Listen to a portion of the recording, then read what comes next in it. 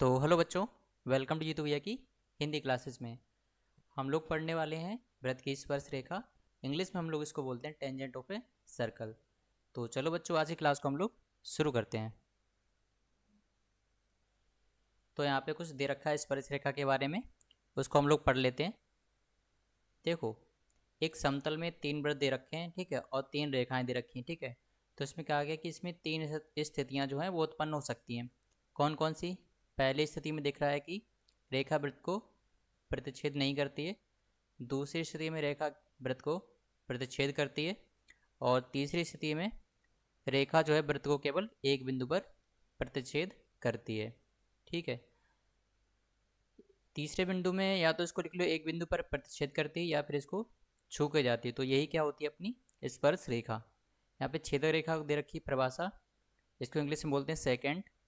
उस रेखा को जो वृत्त को दो अलग अलग बिंदुओं पर प्रतिच्छेद करती है, वृत्त की छेदक रेखा कहलाती है। यानी कि जो दूसरा चित्र दे रखा है, ये जो दो बिंदुओं पर काट रही है, तो ये रेखा क्या होगी? छेदक रेखा। और स्पर्श रेखा कौन सी होगी? ये जो कंडीशन नंबर 3 दे रखी थी, ये वाली क्या होगी? स्पर्श रेखा। यदि रेखा वृत्त को केवल एक बिंदु पर प्रतिच्छेद करती हो तो इसे वृत्त की स्पर्श रेखा कहते हैं। ठीक है बच्चों, आप लोग समझ गए होंगे। तो वृत्त की स्पर्श रेखा को समझाने के लिए यहाँ पे कुछ और थ्योरी दे रखी है। यहाँ पे नीचे एक वृत्त दे रखा है, ठीक है, और पी क्यू जो है वो एक छेदक रेखा है। अब इस थ्योरी में जो लिखा हुआ है मैं उसको समझा दे रहा हूँ। इसमें लिखा हुआ है कि जो पी क्यू स्पर्श रेखा है, अगर उसको जो बिंदु क्यू पर जो काट रही है, अगर इस रेखा को इस तरफ घुमाया जाए, यानी कह रहा है कि दो बिंदु पी को पर प्रतिच्छेद करती हो। अब इस छेदक रेखा को बिंदु पी के प्रति इस तरह घुमाएं कि जो बिंदु क्यू है वो पी के नज़दीक आता जाए। पहले यहाँ पे ये वाली बनेगी रेखा, फिर इसके बाद ये वाली बनेगी, फिर इसके बाद धीरे धीरे करके ये करते करते एक स्थिति ये आएगी कि बिंदु पी जो है वो और जो बिंदु क्यू है वो एक दूसरे के ऊपर क्या हो जाएंगे? संपाती हो जाएंगे, ठीक है। तो उस कंडीशन में जो नई रेखा बनेगी, यही क्या होगी? इसकी स्पर्श रेखा है।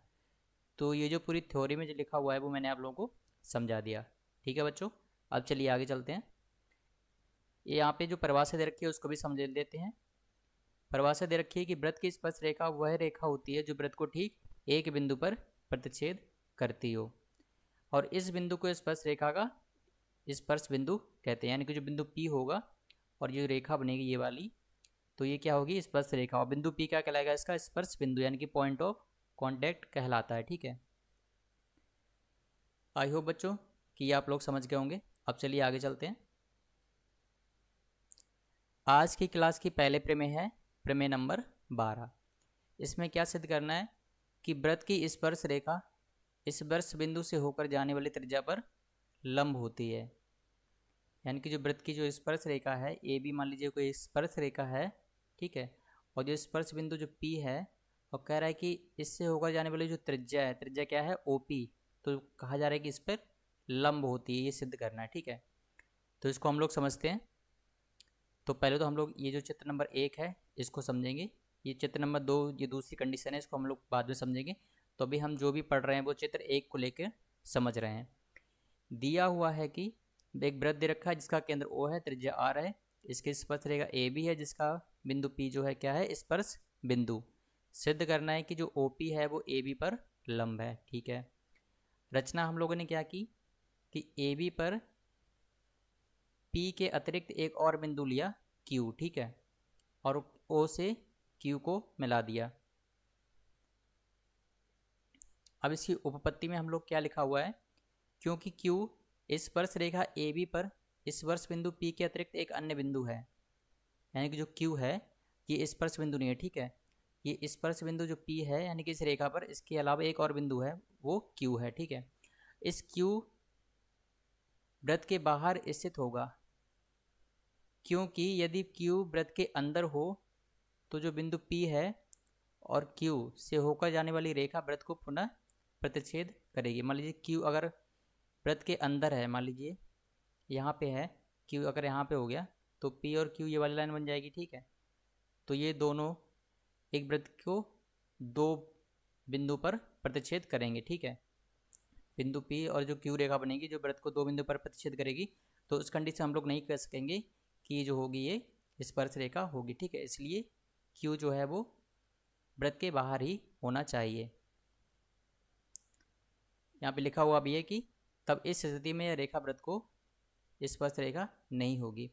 अतः हम लोग कह सकते हैं कि जो ओ क्यू है वो ओ पी से बड़ा होना चाहिए, यानी कि जो क्यू जो बिंदु है जो रेखा ए बी पर लिया है वो किससे बड़ा होना चाहिए, इसकी त्रिज्या से बड़ा होना चाहिए। ठीक है, इसी को हम लोगों ने एल एच एस, इधर हम लोगों ने ओ पी इधर लिखा था, ओ पी किससे छोटा है, ओ क्यू से, इसको हम लोगों ने राइट साइड में लिख लिया ओ पी को। ठीक है, तो ये दोनों एक ही बातें हैं, सिर्फ इधर लेफ्ट में लिखा था, इस राइट में लिखा था, और इधर हम लोगों ने लेफ्ट में लिख लिया है। जैसा कि हम जानते हैं कि बिंदु ओ रेखा ए बी के बिंदु से मिलाने पर जितने रेखाखंड प्राप्त होते हैं उनमें से लघुत्तम रेखाखंड वह होता है जो कि ओ से ए बी पर डाला गया लंब है। मतलब सबसे छोटी रेखा कौन सी होगी, रेखा ए बी पर जो ओ पी जो बनेगी ओ पी, ठीक है, यही सबसे छोटी दूरी वाली रेखाखंड होगी, क्योंकि और सभी जो बनेंगी वो सभी ओ पी से बड़ी होंगी। एक तरीके से समकोण त्रिभुज बनेगा तो ये सभी कर्ण बनेंगी, तो कर्ण समकोण त्रिभुजों में सबसे बड़ी भुजा होती है, इसलिए क्या होगी, ओ पी सबसे छोटा रेखाखंड होगा। ठीक है, तो अतः हम लोग कह सकेंगे कि ओ पी जो है ए बी पर लंब है। ठीक है बच्चों, तो ये थी प्रमेय नंबर 12, ये हम लोग ने समझ ली। अब यहाँ पे भी एक वैकल्पिक उपपत्ति लिखी हुई है, मतलब एक हम लोगों ने अलग से कंडीशन लेके चल रहे हैं। ठीक है, अंतर्विरोध से दी गई उपपत्ति। अब हम लोग मान लेते हैं कि जो ऊपर वाला दिया हुआ है ये लंब नहीं था। ठीक है, तो हम लोग एक नया विरोधाभास के लिए रचना लिख रहे हैं। यदि ओ पी जो है वो रेखा ए बी पर लंब नहीं है तो ओ क्यू लंब ए बी खींचिए। ओ क्यू लंब ए बी, यानी कि अब हम लोग चित्र 2 की बात कर रहे हैं। चित्र 2 में क्या है, ये ओ क्यू है। ठीक है, इस कंडीशन में माना गया कि ओ क्यू जो है वो ए बी पर लंब है। ठीक है, हम लोग ये सिद्ध करना चाह रहे हैं कि जो पहला वाला आया है वो सही है बिल्कुल कि नहीं है, इसके लिए हम लोगों ने एक दूसरी कंडीशन भी सिद्ध करनी है। अगर दूसरी कंडीशन गलत सिद्ध हो जाएगी तो अपने आप पहला कंडीशन सिद्ध हो जाएगा, और ये भी सिद्ध हो जाएगा कि ओ पी जो है वे ए बी पर लंब है। ठीक है, तो इसकी रचना में लिखा हुआ है कि यदि O P Rekha A B पर लंब नहीं है तो ओ क्यू लंब ए बी खींचिए, जहाँ क्यू जो है ए बी पर स्थित है। अब ए बी पर एक ऐसा बिंदु आर लीजिए जिससे पी क्यू बराबर क्यू आर हो।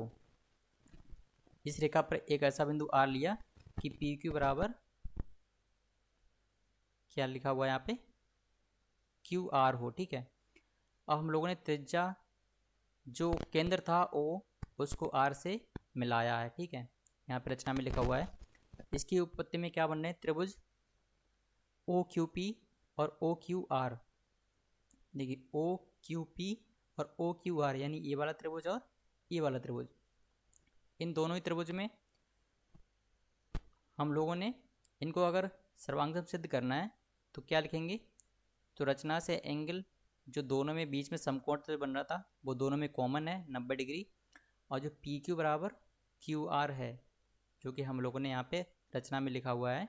ठीक है, और तीसरा क्या हो गया, ओ क्यू बराबर ओ क्यू, तीनों में ही कॉमन है। ठीक है, तो उस रचना के हिसाब से ये दोनों त्रिभुज क्या सिद्ध हो गए, सर्वांगसम सिद्ध हो गए, यानी कि दोनों त्रिभुज बराबर हैं एक दूसरे के। तो इस कंडीशन में हम लोग कह सकेंगे कि ओ पी बराबर ओ आर है। कहाँ लिखा हुआ है ये, देखिए, तो इस कंडीशन जब सर्वांगसम सिद्ध हो गए तो दोनों त्रिभुज की सारी कंडीशन बराबर होती हैं, तो ओ पी बराबर ओ आर, ये एक तरीके से कह सकते हैं कि दोनों त्रिभुजों में पी बराबर होगी। अब नीचे यहाँ पे लिखा हुआ है, देखिए, क्योंकि ओ पी त्रिज्या है इसलिए ओ आर भी वृत्त की त्रिज्या होनी चाहिए, अर्थात बिंदु आर जो है वृत्त पर स्थित होना चाहिए। अगर ओ पी बराबर ओ आर है तो ये इसी तभी कंडीशन में बराबर हो सकता है जब आर जो है वो भी इसको स्पर्श करता हो। ठीक है, क्योंकि ओ पी तो त्रिज्या है ना, और ये ओ आर के बराबर तभी होगी जब आर जो है एक स्पर्श बिंदु होगा, अर्थात बिंदु आर जो है वृत्त पर स्थित होना चाहिए। लेकिन दूसरी कंडीशन चित्र में देखना कि आर तो बाहर है, परंतु यह एक अंतर्विरोध है क्योंकि स्पर्श रेखा ए बी वृत्त को एक से अधिक बिंदु पर प्रतिच्छेद नहीं कर सकती है। ठीक है, यानी कि ओ पी बराबर ओ आर सिद्ध नहीं हो सकता, क्यों, क्योंकि बिंदु पी जो है वो एक जगह है, एक ही जगह बिंदु इसको स्पर्श कर रहा है, आर यहाँ पे और कहा गया है कि ओ पी बराबर ओ आर। अब यहाँ पे लिखा हुआ भी है कि ये जो स्पर्श रेखा ए बी है, ये वृत्त को एक से अधिक बिंदु पर प्रतिच्छेद नहीं कर सकती है। इस अंतर विरोध से यह सिद्ध होता है कि ओपी लंब ए बी होगा, यानी कि ओपी जो है वही ए बी जो रेखा है उस पर लंब होगा। यानी कि हम ये नहीं कह सकते हैं कि ओ आर बराबर ओ पी होगा, क्योंकि एक से अधिक बिंदु पर प्रतिच्छेद नहीं कर सकता। ठीक है, अगर आर जो है पी पर संपाती हो जाएगा तो उस कंडीशन हम लोग कह सकते हैं कि ओ पी बराबर ओ आर होगा। ठीक है, यानी कि पी और आर दोनों एक ही बिंदु हो जाएंगे, तो हम कह सकेंगे कि जो बिंदु पी है या फिर आर जो है इसका स्पर्श बिंदु होगा। तो इस कंडीशन में हम लोगों ने कह दिया कि जो ओ पी है वो ए बी पर लंब होगा। ठीक है बच्चों, तो ये प्रमेय थोड़ी लंबी थी समझने में, तो आई होप कि आप लोगों को समझ में आ गया होगा। इसको हम लोग स्टार मार्क कर लेते हैं। अब चलिए समझते हैं दूसरी प्रमेय। अब यहाँ पे प्रमेय नंबर जो 12 थी उसका क्या है, विलोम है, उल्टा है। यहाँ पे लिखा हुआ है कि वह रेखा जो त्रिज्या के छोर बिंदु से होकर जाती है, त्रिज्या के छोर बिंदु से होकर जाती है और इस पर लंब है, वो वृत्त की स्पर्श रेखा होती है। यानी कि सिर्फ उसका उल्टा है। यानी कि कह रखा है कि छोर बिंदु त्रिज्या का क्या है, ये जो है वृत्त का त्रिज्या का छोर बिंदु है, और जो रेखा ये जो एक्स वाई बन रही है, अब कह रहा है कि इस पर लंब होती है। इसका उल्टा सिद्ध करना है। तो इसमें दिया हुआ एक वृत्त है जिसकी त्रिज्या ओ ए है और एक रेखा एक्स ए बाई है और ओ ए पर लंब है। ठीक है, ओ ए जो है वो रेखा इस पर लंब है। सिद्ध करना है कि एक्स वाई जो है वृत्त की स्पर्श रेखा है। उपपत्ति में लिखा हुआ है कि रेखा एक्स वाई पर ए के अतिरिक्त एक अन्य बिंदु बी हम लोगों ने लिया है। ठीक है, क्योंकि ओ ए लंब एक्स वाई है, ओ ए लंब एक्स वाई है, अतः हम लोग कह सकते हैं कि ओ बी जो है वो ओ ए से बड़ा है। यानी कि बी बिंदु यहाँ पे है ना, यहाँ पे तो साफ साफ दिख रहा है कि ओ बी जो एक कर्ण बनेगा, तो कर्ण जो है वो जो जो त्रिज्या है वो क्या होगी इस कंडीशन में, लंब हो जाएगी, यानी कि एक समकोण त्रिभुज बन जाएगा। ठीक है, इसलिए बिंदु बी वृत्त के बाहर स्थित होगा क्योंकि ओ ए लघुत्तम रेखाखंड है। इस तरह रेखा एक्स वाई पर ए के अतिरिक्त अन्य सभी बिंदु वृत्त के बाहर स्थित होंगे। इससे यह पता चलता है कि रेखा एक्स वाई वृत्त से केवल एक ही बिंदु पर मिलती है। यानी जो रेखा एक है एक्स वाई जो वृत्त पर केवल एक ही बिंदु पर मिलती है वो क्या होगा, ए। ठीक है, अगर बी को अगर ए के ऊपर संपाती कर देंगे तो ए बराबर बी, उस कंडीशन में सिर्फ एक ही बिंदु बचेगा, या तो ए कह लो उसको या फिर बी कह लो। ठीक है, अतः रेखा एक्स वाई वृत्त की स्पर्श रेखा है। अब यहाँ पे नीचे लिखा हुआ है कि वृत्त के दो बिंदुओं से खींची गई स्पर्श रेखा या तो समांतर होंगी या एक दूसरे को प्रतिच्छेद करेंगी। यानी कि वृत्त के दो बिंदु मान लीजिए, एक क्यू है एक पी है। ठीक है, इनसे एक स्पर्श रेखाएं खींची गई हैं। ठीक है, और एक ये भी स्पर्श बिंदु है, आर भी स्पर्श बिंदु है, पी भी स्पर्श बिंदु है और क्यू भी स्पर्श बिंदु है। ठीक है, एक क्यू से स्पर्श रेखा खींची गई, एक पी स्पर्श रेखा है। ठीक है, तो इन बिंदु से जो स्पर्श रेखाएं दूसरे को काट रही हैं, और स्पर्श रेखा जो बन रही ऊपर जो बिंदु पी को इसका स्पर्श बिंदु है, और नीचे जो रेखा है वो आर इसका स्पर्श बिंदु है। ठीक है, तो ये दोनों क्या हैं, समांतर हैं। आकृति में वृत्त के बिंदु पी और आर की स्पर्श रेखा समांतर हैं, जबकि पी और क्यू पर की स्पर्श रेखाएं बिंदु एस पर प्रतिच्छेद करती हैं। ठीक है, तो यहाँ पे साफ साफ लिखा हुआ है। अब नीचे मेन पॉइंट मैं आप लोगों को पढ़ के बता दे रहा हूँ। बाद में चलकर हम आपको यह बताएंगे कि वृत्त के बाहर स्थित किसी बिंदु से उस वृत्त पर केवल दो स्पर्श रेखाएं खींची जा सकती हैं। ये तो हम लोग को पता है कि कोई अगर बाहर से बिंदु है तो यहाँ पे एक तो इससे और एक ये स्पर्श रेखाएं खींची जा सकती हैं, यानी कि सिर्फ दो ही स्पर्श रेखाएं खींची जा सकती हैं। यहाँ पे लिखा हुआ है कि आकृति में दिखाए गए रेखाखंड एस पी और एस क्यू को स्पर्श रेखाखंड कहते हैं। यानी कि जो बिंदु एस से क्यू यानी कि इतनी दूरी और एस पी दोनों क्या हैं, स्पर्श रेखाखंड यानी कि टेंजेंट सेगमेंट्स कहते हैं। ठीक है, और इनकी लंबाइयाँ बिंदु एस से और वृत्त पर खींची गई स्पर्श रेखाओं की लंबाइयाँ होती हैं। तो आई होप कि प्रमेय नंबर 12 का जो विलोम है यह भी आप लोगों को समझ में आ गया होगा। अब चलिए आगे बढ़ते हैं। प्रमेय नंबर 13 में हमको सिद्ध करना है कि किसी बाह्य बिंदु से वृत्त पर खींची गई दो स्पर्श रेखाएं की जो लंबाइयां होती हैं वो बराबर होती हैं। तो देखिए इसमें दिया हुआ में हम लोग क्या लिखेंगे, तो पहले तो हम लोग इसका चित्र देखते हैं। नीचे यहाँ पे इसका डायग्राम दे रखा है पूरा। यहाँ पे एक वृत्त ये है और दूसरा वृत्त ये है, दोनों एक दूसरे को प्रतिच्छेद कर रहे हैं बिंदु P और Q पर, ठीक है। और O जो है वो दूसरे वृत्त का केंद्र है और R इसकी त्रिज्या है। दिया हुआ में लिखा हुआ है कि AP और AQ यानी बिंदु A लिया और जहाँ पे दूसरा वृत्त इसको पहले वृत्त को प्रतिच्छेद कर रहा है वो बिंदु P, इन दोनों को मिलाएंगे A से P से और A से Q से, इन दोनों को मिला लिया। AP और AQ बिंदु A से वृत्त जिसका एक सर्कल है जिसका केंद्र O है और त्रिज्या R है, इस पर खींचे गए दो स्पर्श रेखाखंड हैं, ठीक है। यानी कि जो दूसरा वाला जो वृत्त बन रहा है ये वाला वृत्त जो है इस पर ये रेखाखंड है, कौन से, AP और AQ। AO को व्यास मानकर, यानी कि अब AO को हम लोगों ने व्यास मानकर वृत्त खींचो जो दिए हुए वृत्त को बिंदु P और Q पर काटें। AP और AQ दो स्पर्श रेखाखंड हैं, ठीक है। हम लोग को सिद्ध करना है कि AP जो है वो, यानी कि जो ये वाली लंबाई जो है और ये वाली लंबाई बराबर है, ठीक है। यानी कि जो स्पर्श रेखाएं बनेगी, जो स्पर्श रेखाखंड है इनकी लंबाइयाँ बराबर हैं।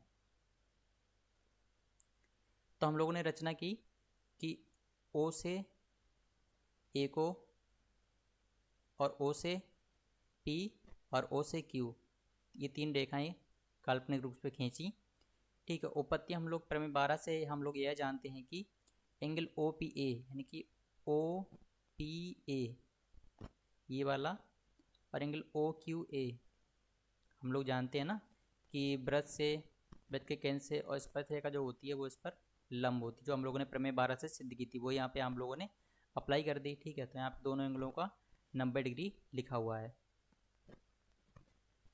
अब यहाँ पे दो समकोण त्रिभुज बन गए, एक समकोण त्रिभुज बन गया OPA और OQA, OPA और OQA, इनको हम लोग को सर्वांग सिद्ध करना है, देखिए, ठीक है। तो दोनों में जो कॉमन है वो क्या है, OP बराबर OQ जो कि त्रिज्या R है, और दोनों में ही OA कॉमन है, OA और OA कॉमन हो गया, और दोनों में जो एंगल है वो 90 डिग्री है। तो दोनों ही त्रिभुज क्या होंगे, सर्वांग सिद्ध होगा, ठीक है, भुजा कोण भुजा के नियम से। तो इस कंडीशन में हम लोग कह सकते हैं जब दोनों त्रिभुज सर्वांग सिद्ध हो गए तो उनकी सभी प्रॉपर्टी समान होंगी, अतः हम लोग कह सकते हैं कि दोनों ही त्रिभुजों की AP और AQ भी बराबर होगी, ठीक है।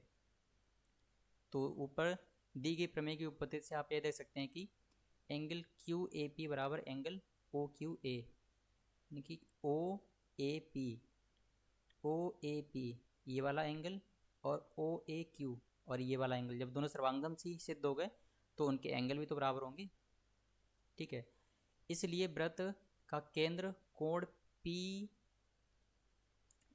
के कोण समद्विभाजक पर स्थित होता है, यानी कि जो वृत्त का केंद्र है वो कोण PAQ, यानी कि PA और Q ये वाला जो है ये पूरा जो कोण है और वृत्त का केंद्र जो है वो इसके कोण समद्विभाजक पर स्थित होता है, यानी कि ये A और O को मिलाएंगे तो एक तरीके से जो रेखा होगी वो इस पूरे कोण को क्या करेगी, आधा आधा बांटेगी, तो उसी को क्या कहते हैं, कोण समद्विभाजक। इस तथ्य का प्रयोग ऐसे वृत्त खींचने में किया जा सकता है जो दो प्रतिच्छेदी रेखाओं को स्पर्श करते हो। विशेष रूप में एक ऐसा वृत्त खींचा जा सकता है जो दो त्रिभुजों की तीनों भुजाओं को स्पर्श करता हो, ठीक है बच्चों। तो ये भी प्रमेय हम लोगों ने समझ ली। ये थी प्रमेय नंबर 13, इसको भी हम लोग स्टार मार्क कर लेंगे क्योंकि ये सारे जो प्रमेय की जो फाइनल जो कॉन्क्लूजन निकल के आता है उसको हम लोगों को याद रखना होता है, ठीक है। अब चलिए आगे चलते हैं। अब आज की क्लास का पहला क्वेश्चन है उदाहरण नंबर 1। एक बाह्य बिंदु T से एक वृत्त पर एक स्पर्श रेखा TP, चित्र देख रहे हैं यहाँ पे, बाह्य बिंदु T है, एक बाहरी बिंदु T है, यहाँ से एक स्पर्श रेखा TP खींची तथा एक छेदक रेखा TAV खींची गई, TAB, ठीक है। जो वृत्त को दो बिंदु पर प्रतिच्छेद करती है छेदक रेखा, हम लोगों ने ऊपर पढ़ी थी उसके परिभाषा। यहाँ पे बिंदु A से और B से इसको प्रतिच्छेद कर रही है, ठीक है। जो वृत्त को A और B पर काटती है, एंगल APB यानी कि APP का अर्धक ए बी को बिंदु क्यू पर काटता है, यानी कि इस कोण का जो अर्धक है वो इसको क्यू पर काटता है, ठीक है। तो पी क्यू जो है एक तरीके से इसका कोण समद्वाजक रेखा है, ठीक है। तो सिद्ध करना है कि रेखाखंड टी पी जो है वो टी क्यू के बराबर है। तो इसको सॉल्यूशन में लिखा हुआ है कि इसका सॉल्यूशन हम लोग समझते हैं कि बाहरी बिंदु टी से वृत्त पर टी पी स्पर्श रेखा है, ठीक है, एक टी पी स्पर्श रेखा है, और टी बी एक छेदक रेखा है जो वृत्त को ए और बिंदु पर काटती है। पी क्यू जो है वो ये एंगल ए पी बी का अर्धक है। तो एंगल ए पी यानी कि ये वाला एंगल और ये वाला एंगल बराबर होगा, तो वही यहाँ पे लिखा हुआ है, ठीक है, इसमें। और एंगल टी पी ए यानी कि टी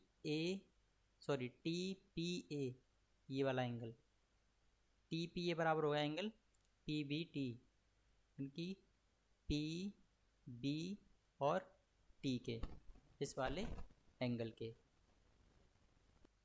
तो ये क्यों बराबर होगा? क्योंकि यहाँ पे साफ साफ लिखा हुआ है कि एकांतर वृत्तखंड के कोण हैं। हम लोग जानते हैं कि एक प्रमेय होती है कि अगर कोई एक वृत्त होता है, ठीक है, और उसकी कोई जीवा मान लीजिए ए बी एक जीवा है, ठीक है, और एक स्पर्श रेखा है जो ए से जा रही है, ठीक है।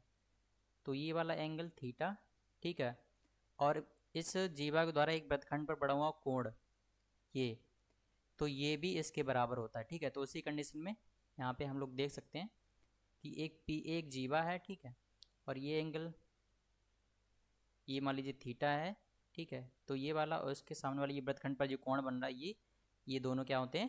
बराबर होते हैं, ठीक है बच्चों। ये प्रमेय होती है, ये हम लोग को याद रखनी है। और देखिए एंगल पी क्यू टी, यानी कि ये हम लोग रफ कर लेते हैं, एंगल पी क्यू टी ये वाला एंगल, ठीक है, ये वाला एंगल इस त्रिभुज पी बी क्यू के लिए ये बहिष कोण है, ठीक है। तो बहिष कोण हम लोग जानते हैं कि अंदर के दोनों जो सम्मुख कोण होते हैं त्रिभुज के उनके बराबर योग के बराबर होता है। तो एंगल पी क्यू टी बराबर होगा एंगल क्यू पी बी के और पी बी टी के, ठीक है। अब हम लोगों ने क्या किया कि जो एंगल क्यू पी बी था इसको हम लोगों ने क्या लिख लिया? एंगल ए पी क्यू, क्योंकि हम लोग जानते हैं कि ये दोनों कोण क्या हैं? बराबर हैं। क्वेश्चन में दे रखा है ये पी क्यू जो है कोण अर्धक है, तो ए पी क्यू बराबर होगा क्यू पी बी के, ठीक है। तो इसकी जगह हम लोगों ने ये लिख दिया। और एंगल पी बी टी की जगह हम लोगों ने ये रख दिया एंगल टी पी ए, ठीक है। अब ये बन गया एंगल ए पी क्यू, यानी कि ए पी क्यू ये वाला angle plus T P A plus T P A ये वाला एंगल, ठीक है। यानी कि इन दोनों की बात कर रखा है ये वाला और ये वाला, ये किसके बराबर हो जाएगा एंगल? ये पूरा एंगल हो जाएगा ये वाला। तो इसको किसके बराबर रख देंगे? एंगल क्यू पी टी, यानी कि क्यू पी टी। अब सीधा तरीके से यहाँ पे सिद्ध हो गया कि एंगल पी क्यू टी जो है यानी कि एंगल पी क्यू टी यानी कि ये जो पूरा एंगल है वो इस पूरे एंगल के बराबर सिद्ध हो गया है। जब एंगल दोनों बराबर सिद्ध हो गए हैं, ठीक है, तो उस कंडीशन हम लोग कह सकते हैं कि जो रेखाखंड जो टी पी की जो लंबाई है वो जो रेखाखंड टी क्यू के रेखाखंड के बराबर होगी। यानी कि समान कोणों की जो सम्मुख भुजाएं होती है वो हम लोग जानते हैं क्या होती हैं? समान होती है। जो समद्विबाहु त्रिभुज होता है उनमें समान कोणों की जो रेखा अगर समान होती है तो उनके सामने की जो कोण है वो बराबर होते हैं। अगर दोनों कोण बराबर हैं थीटा और थीटा तो उनके सामने की भुजाएं भी बराबर होती हैं। तो ये भी प्रमेय आप लोगों को समझ में आ गई होगी। एपी का भी अच्छे प्रमेय थी, एक तरीके से क्वेश्चन भी था और इसमें हम लोगों ने एक तरीके से प्रमेय को भी जोड़ के देखा। तो ये था क्वेश्चन नंबर 1 जो कि हम लोगों ने समझ लिया, काफ़ी अच्छा क्वेश्चन था, इसको हम लोगों ने स्टार मार्क कर लिया है, ठीक है।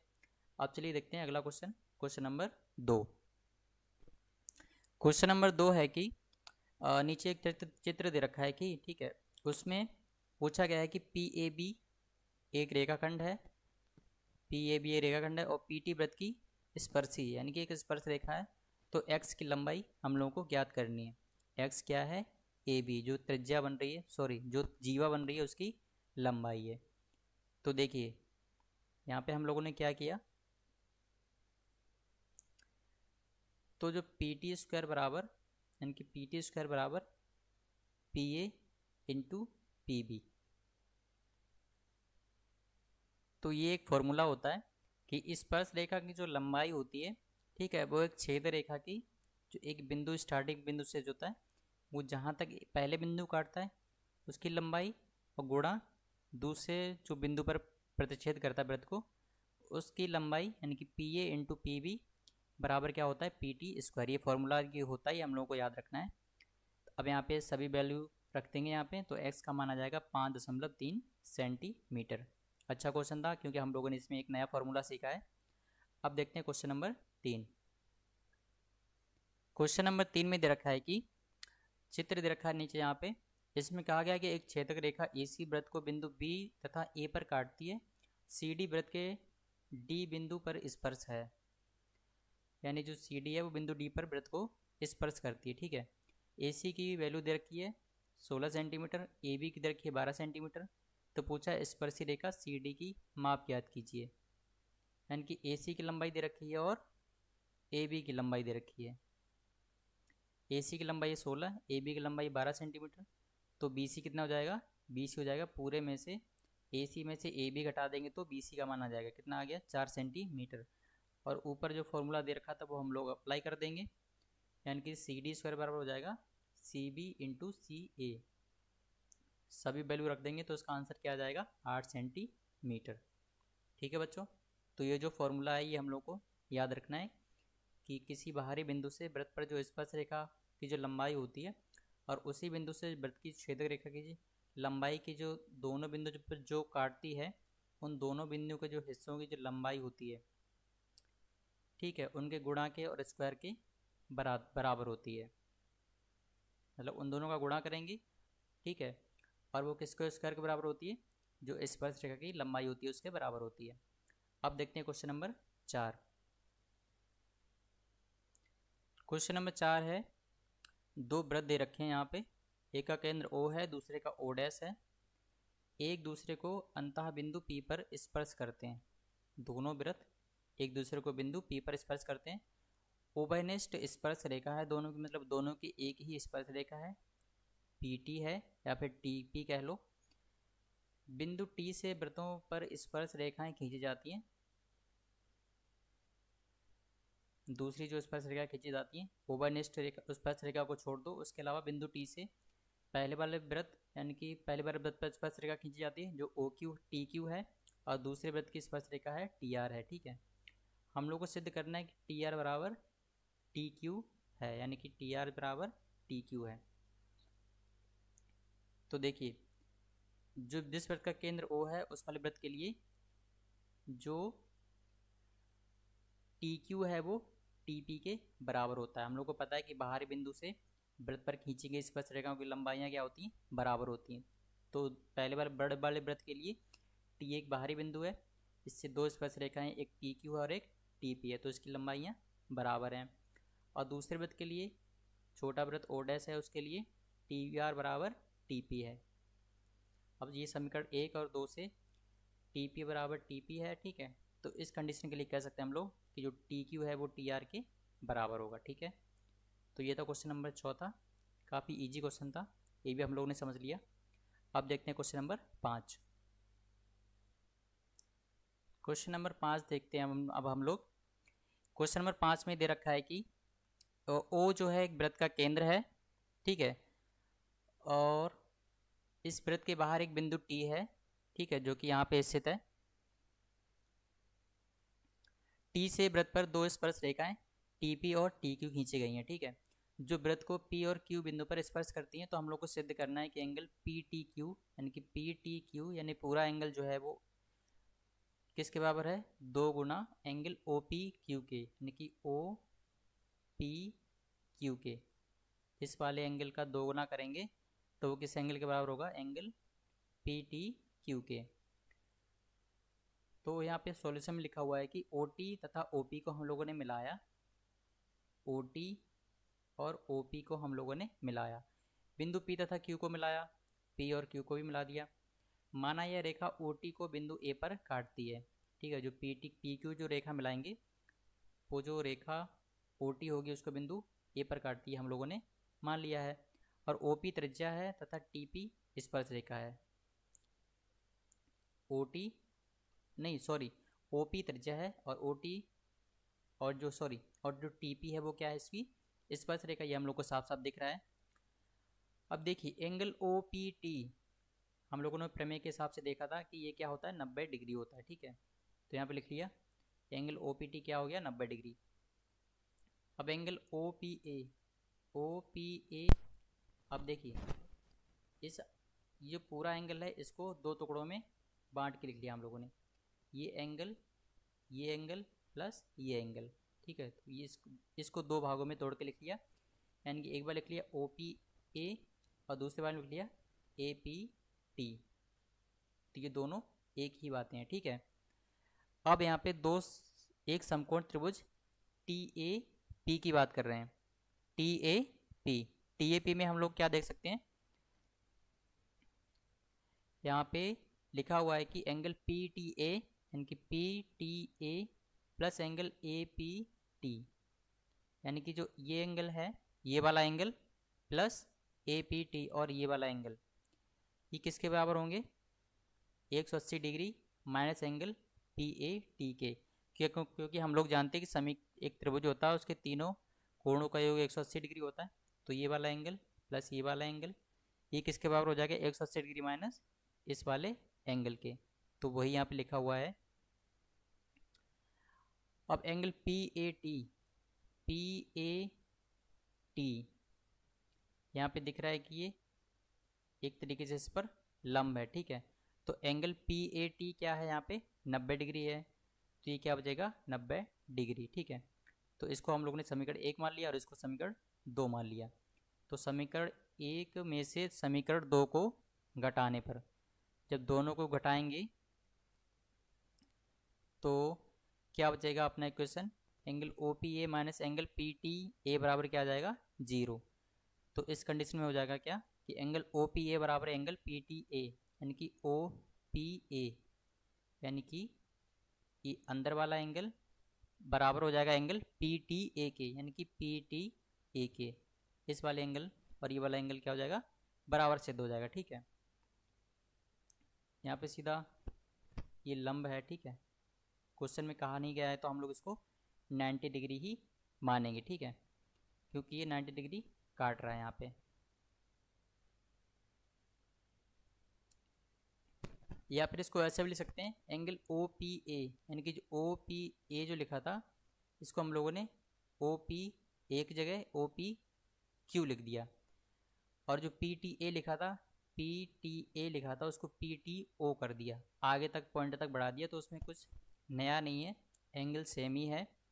अब दोनों तरफ 2 का गुणा कर देंगे तो 2 टाइम्स ऑफ एंगल OPQ बराबर 2 टाइम्स ऑफ एंगल PTO हो गया। अब जो PTO था वो किसके बराबर हो गया, एंगल OTQ के। क्यों, क्योंकि हम लोगों ने ऊपर वाली प्रमेय में देखा था कि ये दोनों स्पर्श हैं क्योंकि लंबाइयाँ बराबर होती हैं, और ये वाला त्रिभुज और ये वाला त्रिभुज सर्वांग से दो गया था। तो एक तरीके से जो TO जो स्पर्श जो एक रेखा थी वो इस कोण का अर्धक थी। ठीक है, तो उस कंडीशन में ये वाला एंगल और ये वाला एंगल क्या हो जाएंगे, बराबर हो जाएंगे। तो वही यहाँ पे लिखा हुआ है, PTO को क्या लिख लिया हम लोगों ने, OTQ। तो ये वाला इक्वेशन बन जाएगा 2 टाइम्स ऑफ OPQ बराबर एंगल PTQ। अब पूरा एंगल लिख लेंगे, ये वाला PTQ, यानी कि ये पूरा एंगल लिखा हुआ है। अब इस इक्वेशन को हम लोगों ने सीधा लिख लिया, तो PTQ के बराबर क्या सिद्ध हो गया, एंगल 2 टाइम्स ऑफ OPQ के। ठीक है बच्चों, तो ये था क्वेश्चन नंबर 5। आई होप कि आप लोगों को काफ़ी अच्छा लगा होगा। अब चलिए देखते हैं क्वेश्चन नंबर 6। ऐसे ही आप लोग अच्छे अच्छे क्वेश्चन देखते रहिए और उनको समझते रहिए। क्वेश्चन नंबर 6, इसका ए पार्ट दे रखा है, यहाँ पे नीचे चित्र दे रखा है। ठीक है, इसमें एंगल BOC दे रखा है 110 डिग्री है। AB और AC वृत्त की स्पर्श रेखा है, तो एंगल OAB पूछा गया है, एंगल OAB पूछा गया, ये वाला एंगल सिंपल है। कैसे, देखो ये तो 90 डिग्री होगा, तो यहाँ के सॉल्यूशन में लिखा हुआ है कि एंगल AOB किसके बराबर होगा, एंगल बी ओ सी का आधा होगा। ये कोण अर्धक होता है ना, ए ओ जो रेखा होगी वो इसका कोण अर्धक होगी। तो 110 ये है, तो ये वाला कोण कितने निकल के आ जाएगा, 110 डिग्री बटे 2 यानी कि 55 डिग्री। एक 55 है, एक 90 डिग्री है, तो तीसरा हम लोग को आसानी से निकाल लेंगे। तो इसका आंसर क्या आ जाएगा, 35 डिग्री। अब इसका बी पार्ट देखते हैं।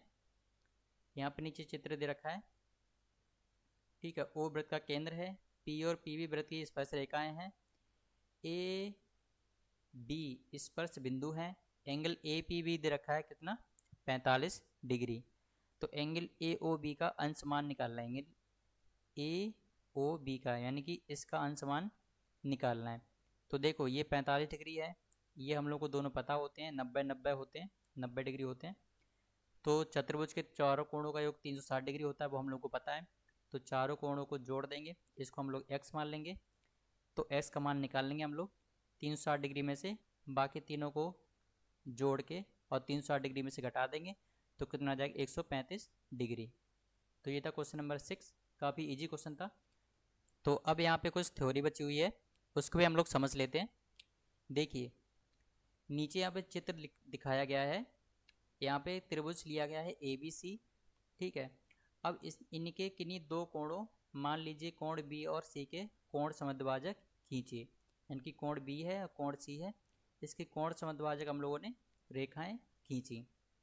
मान लीजिए ये समद्विभाजक बिंदु ओ पर मिलते हैं, यानी कि बिंदु ओ पर मिलेंगे जाके। अब क्योंकि ओ जो है एंगल बी और सी के कोण समद्विभाजक पर स्थित है, इसलिए ओ को केंद्र मानकर एक वृत्त खींचा जा सकता है जो ए बी यानी कि ए बी बी सी और ए सी को स्पर्श करता हो, यानी कि तीनों रेखाओं को स्पर्श करता हो। तो इस वृत्त की त्रिज्या बिंदु ओ से त्रिभुज की किसी भी भुजा पर डाले गए लंब की लंबाई होगी, यानी कि इस बिंदु से और इन ये जो अंतर्वृत्त बन गया है, अब इन भुजाओं पर डाली गई जो त्रिज्या होगी वो त्रिभुज की इन भुजाओं पर लंब होगी, यानी कि ये भी लंब होगी, ये भी लंब होगी और ये भी लंब होगी, यानी कि 90 डिग्री बनाएगी त्रिज्या सभी त्रिभुज की भुजाओं पर, जो कि त्रिभुज के अंदर बन रहा है, यानी कि अंतःवृत्त है। इस वृत्त को त्रिभुज एबीसी का अंतर्वृत्त कहते हैं और इसके केंद्र को त्रिभुज का अंतः केंद्र कहते हैं। ये हम लोग ने समझ लिया। अब नीचे लिखा हुआ है कि जीवा के खंड। देखिए नीचे एक नया चित्र दिखाया गया है। मान लीजिए पी क्यू एक वृत्त की जीवा है, यानी कि जो पी क्यू है एक वृत्त की जीवा है, ये पी क्यू वृत्त की जीवा है, और आर वृत्त के अंदर पी क्यू पर स्थित एक अन्य बिंदु है, यानी कि पी क्यू पर स्थित एक और बिंदु है। तब यह कहा जाता है कि बिंदु आर जीवा पी क्यू को दो रेखाखंड पी आर और आर क्यू में आंतरिकतः विभाजित करता है, मतलब अंदर से विभाजित करता है। यानी एक रेखाखंड बन जाएगा पी आर और दूसरा बन जाएगा आर क्यू।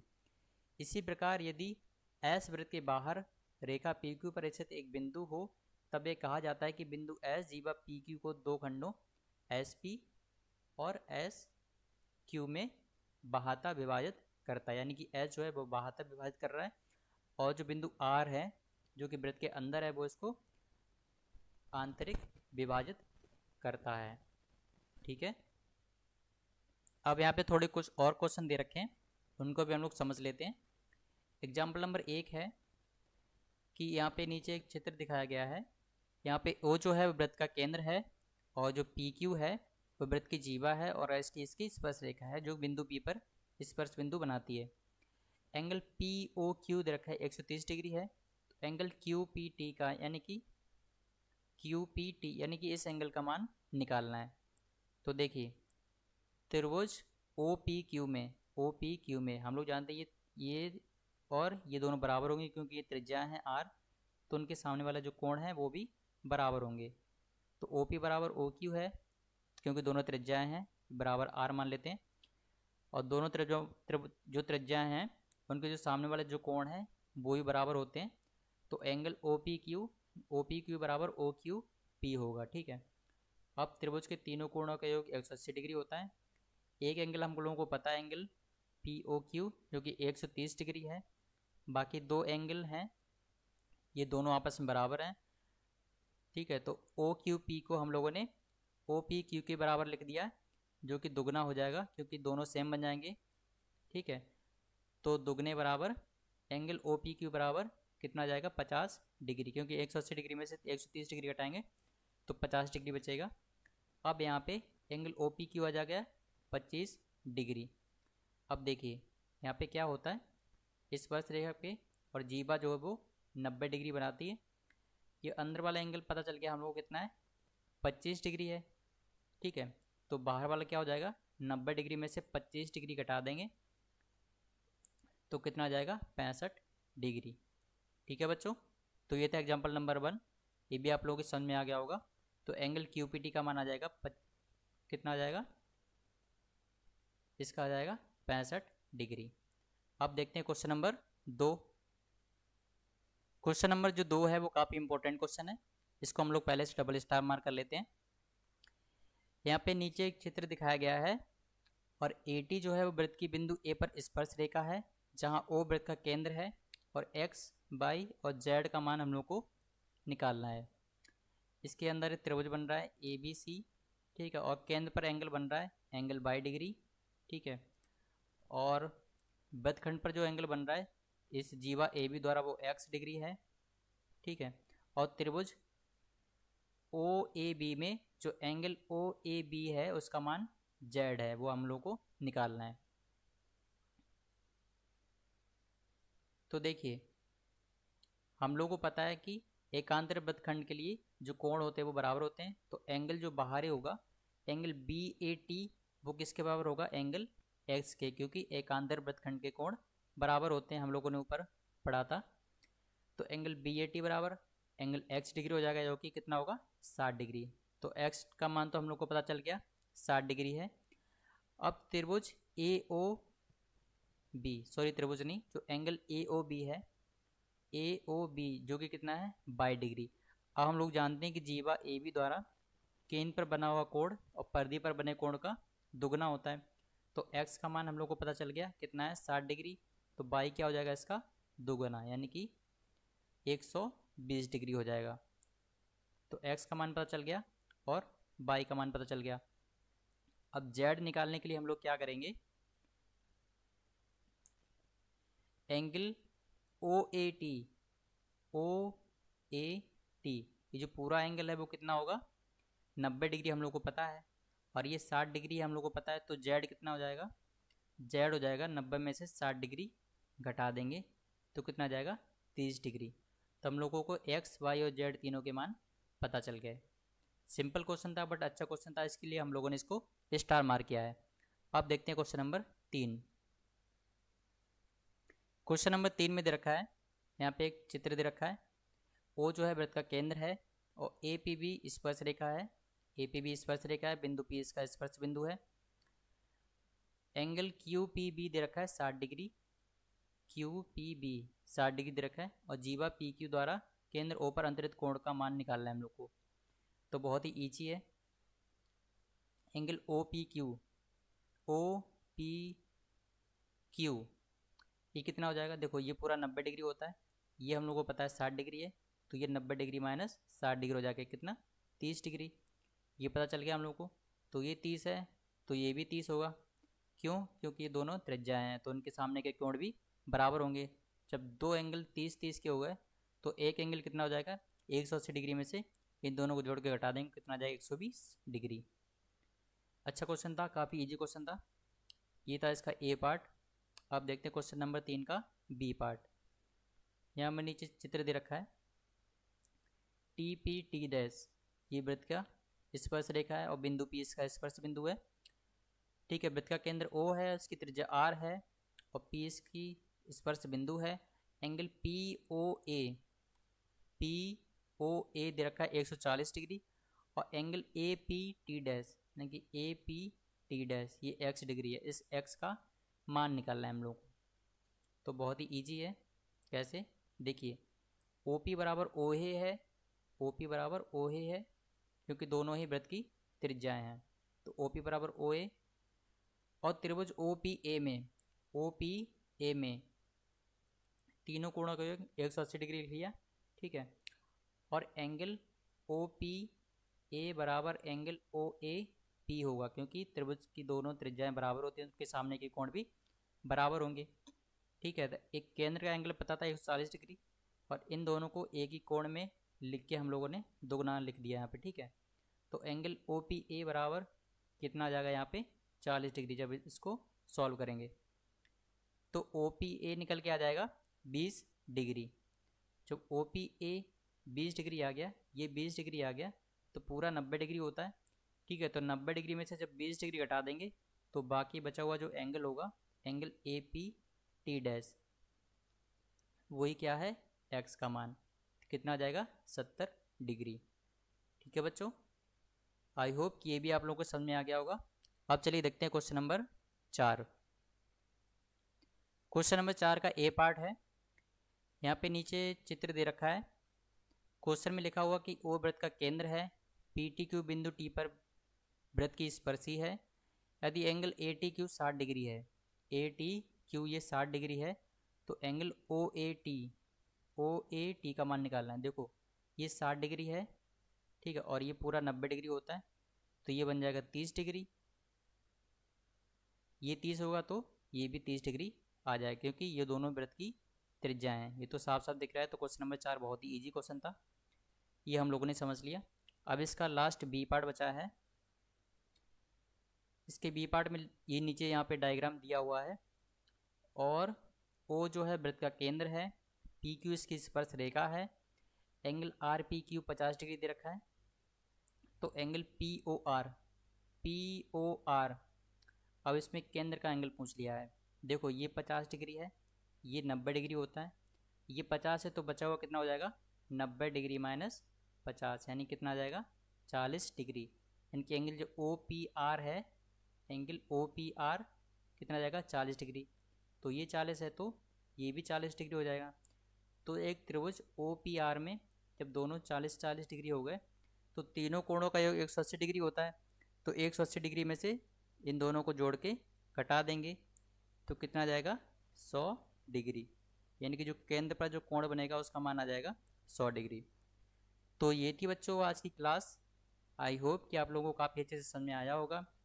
तो आप लोगों को अगर कोई भी डाउट होता हो तो आप लोग पूछ सकते हो। तो फिर मिलते हैं इसकी नेक्स्ट क्लास में, तब तक के लिए आप लोग पढ़ते रहिए।